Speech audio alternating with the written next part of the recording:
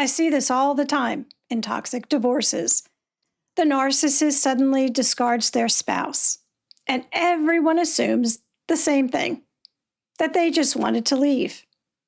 But the discard isn't about leaving. It's about control from the very start. For many, the discard feels shocking, sudden, cruel. And what people don't realize is that the discard is often part of a very predictable pattern. It's a tactical move, actually, in the narcissist's playbook, a way to destabilize the person they're leaving behind. That confusion creates vulnerability, and vulnerability creates control for the narcissist. Narcissistic personalities don't regulate themselves the way emotionally healthy people do. They regulate through attention, through reaction, through the emotional energy of other people. Psychologists often call this energy supply. Supply can be positive or negative. Love, anger, conflict, pain, it doesn't matter. If it produces emotional energy, they will happily absorb it. There's another part of the discard that people should be aware of, and that's the element of surprise, the ambush.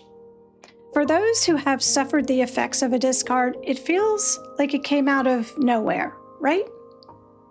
But the narcissist has been planning it for quite some time, quietly detaching, moving money, building a narrative, and preparing for their exit.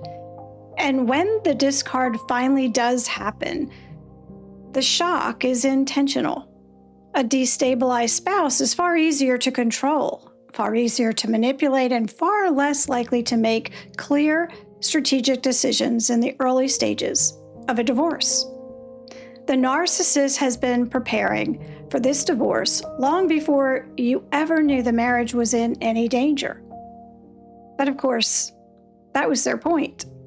That's why the discard feels so brutal, because the goal is not simply to move on. The goal was always to provoke a reaction, shock, desperation, and confusion.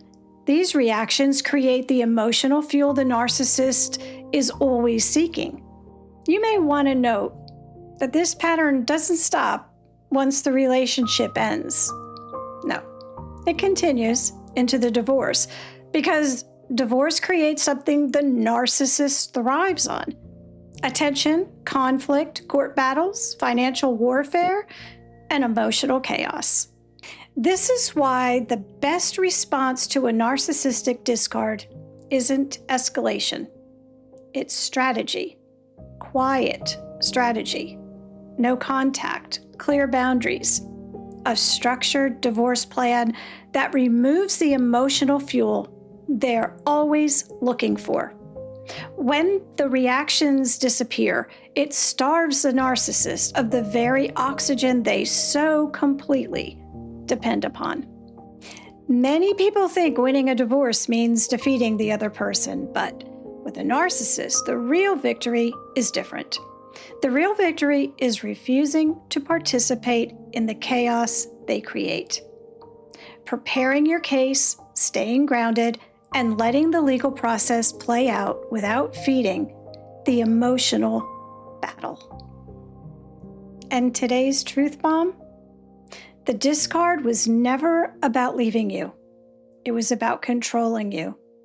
And the freedom you seek from that narcissist begins the moment you stop reacting to that control.